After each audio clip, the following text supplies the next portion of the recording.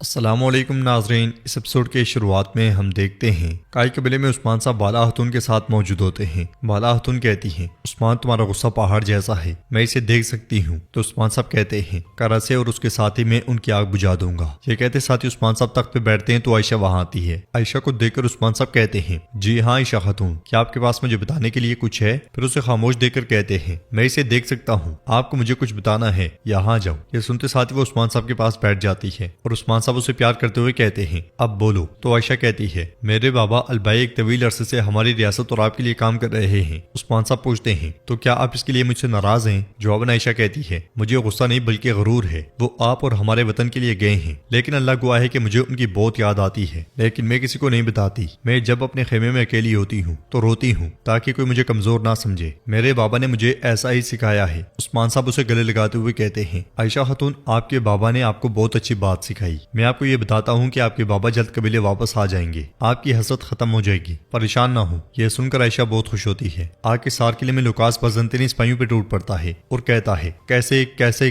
کیسے تم اسے کیسے جانے دے سکتے ہو؟ جس نے بھی ایسا کیا اسے موت سے بھی بدتر انجام کا سامنا کرنا پڑے گا۔ تو ہیرستو کہتا ہے جناب ترک ہماری فوج کے بیس میں دروازے پر آئے تھے۔ تو لوکاس کہتا ہے اور ان بیوقوفوں نے بغیر سوال کیے دروازہ کھول دیا؟ ہاں۔ ہیرستو کہتا ہے ترکوں کے اندر آنے سے پہلے ہی قیدی زندان سے فرار ہو گئے، کسی نے تمام معاوضوں کو مار ڈالا۔ صوفیہ کہتی ہے مطلب ہمارے درمیان ایک جاسوس ہے۔ البائی چھپ کر یہ سارا منظر دیکھ رہا ہوتا ہے۔ لوکاس ہیرستو سے کہتا ہے ہیرستو تم اسے ڈھونڈو گے، تم پتہ لگاؤ گے کس نے میرا فائدہ اٹھایا ہے۔ پھر صوفیہ لوکاس سے کہتی ہے ہم عثمان کے چوہے کو ضرور تلاش کر لیں گے۔ جواب میں لوکاس بھی کہتا ہے ہم تلاش کر لیں گے، تلاش کر لیں گے، میں اسے تلاش کر کے اس کے سان سے لے لوں گا۔ صوفیہ یہ سن کر البائی کہتا ہے تو تمہارا نام صوفیہ ہے؟ ہاں۔ یہ کہتے ساتھ وہ آگے بڑھ جاتا ہے۔ کائی قبیلے کے شفا خانے میں علاؤالدین، ہزال اور بیحان سروجا کے پاس موجود ہوتے ہیں۔ ہزال دعا مانگتے ہوئے کہتی ہے یا اللہ میری زندگی لے کر میرے بیٹے کو دے دے، میں اسے خوشی سے قبول کر لوں گی۔ بیحان کہتا ہے خاتون بالکل بھی برا نہ سوچو، ہمارا بیٹا ٹھیک ہو جائے گا۔ علاؤالدین بھی ایسا ہی ہے نا؟ اس کا جائزہ لینے کے بعد علاؤالدین کہتا ہے میں نے زخم کو اچھی طرح صاف کیا اور ان پہ مرہم لگائی، لیکن اس کا بہت زیادہ خون ضائع ہو رہا ہے۔ یہ سن کر ہزال اٹھتے ہوئے کہتی ہے میں گڑ لاتی ہوں، میرے بیٹے کو اس کا پانی پینا چاہیے۔ تو علاؤالدین کہتا ہے بس آپ اس کے لیے دعا کریں ہزال خاتون، یہ ہماری سوچ سے زیادہ مضبوط ہے، جلد ہی ٹھیک ہو جائے گا۔ ہزال اور بیحان علاؤالدین کا شکریہ ادا کرتے ہیں اور علاؤالدین آگے بڑھ جاتا ہے۔ پھر بیحان سروجا سے پیار کرتے ہوئے کہتا ہے تم نے اپنی جان سے میری جان کی حفاظت کی،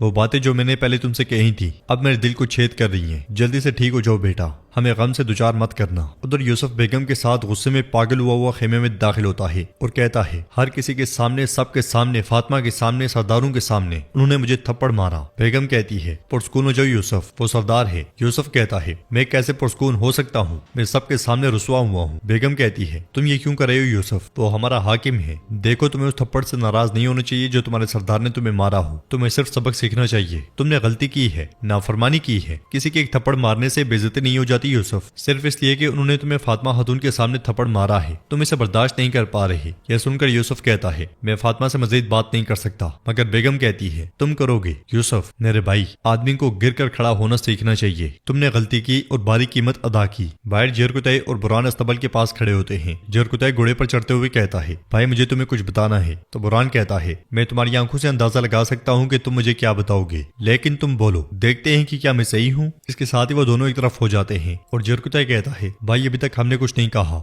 ہم نے ہمیشہ خاموشی اختیار کی اور کبھی سوال نہیں کیا، لیکن تم دیکھ رہے ہو بیگم خاتون وہ کبھی غلطیاں کرنے سے باز نہیں آتی، یہ ٹھیک نہیں چل رہا ہے۔ تو بران کہتا ہے میں جانتا ہوں بھائی، میں جانتا ہوں، پہلے کرا دین پھر سوغوت، بیگم خاتون جہاں بھی جاتی ہے ہمیں نقصان پہنچاتی ہے، دیکھو بھائی حضور نے انہیں بہت ڈیل دی ہے، میں سوچتا ہوں کہ ہم اپنے حضور کو اس کے بارے میں کیسے بتائیں۔ جیرکتائی کہتا ہے نہ صرف وہ، اس کا بھائی بھی، بازار کے کارواں کے لیے ہم نے اس پہ بھروسہ کیا لیکن وہ حفاظت نہیں کر سکا، ویسے بھائی ہمیں ان کی ضرورت کیوں ہے، اس بار وہ صرف زخمی ہوا ہے، اگر اگلی بار وہ مر گیا تو سب کچھ خراب ہو جائے گا۔ بران کہتا ہے وہ اور اس کا بھائی ہمیں نقصان پہنچا رہے ہیں جیرکتائی، لیکن ہم حضور کو اس کے بارے میں کیسے بتا سکتے ہیں؟ تمہیں لگتا ہے کہ وہ اسے نہیں دیکھ پا رہے؟ تمہیں لگتا ہے کہ ہمیں یہ بتانے کی ضرورت ہے انہیں؟ جیرکتائی کہتا ہے بھائی ہم کس لیے ہیں، ہم اپنے حضور کے ساتھ کیوں کھڑے ہیں؟ یہ سوال نہیں ہے، حقیقت پوچھ رہا ہوں۔ اس لیے میں ایکو آ کر کہتا ہے جلدی ایک جرگہ ہوگا، تیار ہو جاؤ۔ یہ سنتے ساتھ ہی وہ دونوں چل پڑتے ہیں۔ خیمے میں سردران اور بیگم خاتون موجود ہوتے ہیں۔ گینجر کہتا ہے جبکہ میں نے سوچا کہ عثمان بے سوغوت کو دشمن کے حوالے کر دیں گے، عثمان بے کے منصوبے کچھ اور ہی ہیں۔ تو بیگم کہتی ہے کیا آپ نے کبھی عثمان کو بغیر اقدامات کے کچھ کرتے ہوئے دیکھا ہے گینجر بے؟ اس لیے میں جیرکتے اور بران وہاں آتے ہیں اور غصے میں بیگم کو دیکھنے لگ جاتے ہیں۔ ان کے پیچھے پیچھے عثمان صاحب بھی خیمے میں داخل ہوتے ہیں اور تخت پہ جا بیٹھتے ہیں۔ پھر کہتے ہیں ہم نے ایک بار پھر دشمنوں کو اپنے دستور سے آگاہ کیا اور انہیں سمجھا دیا کہ ہم اپنی جانیں دے دیں گے لیکن اپنی زمین کا ایک ٹکڑا بھی نہیں دیں گے۔ ہم اپنے دشمنوں کو جانتے ہیں، ایک طرف لوکاس اور دوسری طرف ویرونیکا نامی خاتون، اور دو چہرے رکھنے والے کراسے بے اپنی تلواروں کے ساتھ دوسری طرف ہے۔ بیحان کہتا ہے اگر ہم مسئلہ جان لیتے ہیں پھر لوکاس کتے کو مارنا میرے لیے سب سے اہم ہے میرے حضور۔ جواباً عثمان صاحب کہتے ہیں آپ کا انتقام ہمارا انتقام ہے، لیکن سب سے پہلے ہمیں کچھ کرنے کی ضرورت ہے۔ ہمارے لیے سب سے بڑا خطرہ وہ سانپ ہے جو اپنا چہرہ چھپا رہی ہے۔ اب بتائیں ہمیں ان سے حساب لینے کے لیے کیا کرنا چاہیے؟ بیحان کہتا ہے میرا مشورہ ہے کہ ہم لوکاس کا تعاقب کریں، وہ ہمیشہ ساتھ ہوتے ہیں، جس وقت وہ قلعے سے نکلیں گے ہم ان پہ حملہ کر دیں گے۔ عثمان صاحب کے پوچھنے پر سردار گینجر کہتا ہے میرے راستے میں نقصان ہوگا حضور، ایک بار جب ان کے پاس چھپنے کے لیے کوئی جگہ نہ ہوگی تو ہم جا کر آگ کے سار کو دوبارہ گھیر سکتے ہیں، چلیں ان سب کو مار ڈالیں۔ بیگم خاتون کہتی ہیں ہمیں وہی کرنا چاہیے جو انہوں نے فاطمہ خاتون کے ساتھ کیا تھا، آئیے اپنا بیس بدلیں اور ان کے سب سے کمزور لمحے میں ان پر حملہ کریں۔